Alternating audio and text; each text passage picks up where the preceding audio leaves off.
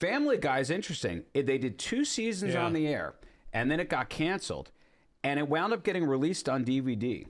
And the DVD sales turned it into a cult classic to where Fox came back to Seth MacFarlane and said, hey, this thing is taken off on DVD. You want to come back and make some more episodes? And then he's been on for 20 years. And he's been on ever since. Everything from, I believe, season 3 or 4 all the way to the present. And I think was it's all more. I think it's afterward. funnier than The Simpsons. It is. It's darker. It's more subversive in the humor. And that's the funny thing, too, is that sometimes, and, Jerry Seinfeld came out this week and took back his earlier declaration that somehow the extreme left had been a killer for comedy and put things in a different context. But I always thought, you know what? The extreme left, they're the most hard-hitting in terms of comedy because that's where the subversiveness of the Family Guy and The Simpsons come from.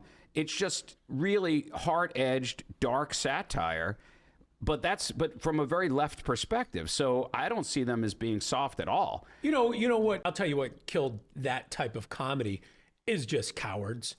Because I think there are plenty of people. I saw some comedians last weekend. I saw David Cross, and I can't remember the guy he was with, but his comedy was, dark. I mean, he was making, not necessarily dark, political. But a little bit political, but touching on subjects that most people don't make jokes about. Which is what comedians are supposed to do. That's exactly right. And I think what the fear was, you can't make jokes about that. And so they didn't. But the reality is you can't make jokes about that unless it's funny. Unless it's funny. And that's clear that it's a joke. And amongst all comedians, but I mean, as a person who, I follow that industry closely, and I've always been a big fan of edgy comics. Yeah.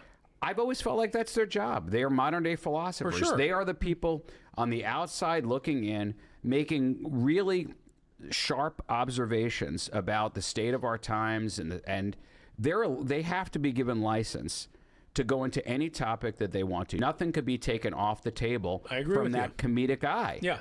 And cowards took it off the table for themselves and then blamed. Right. And let me tell you this. Politics. It's one thing if you have a TV show and they're concerned about their advertisers and they're looking to make money. But stand-up comedy, the beauty of it was always the independence of it. You were your own. Nobody could fire you.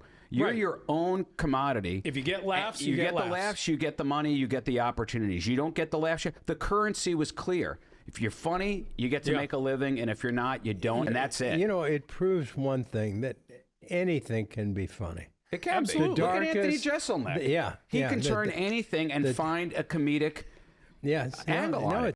Bye, Saga.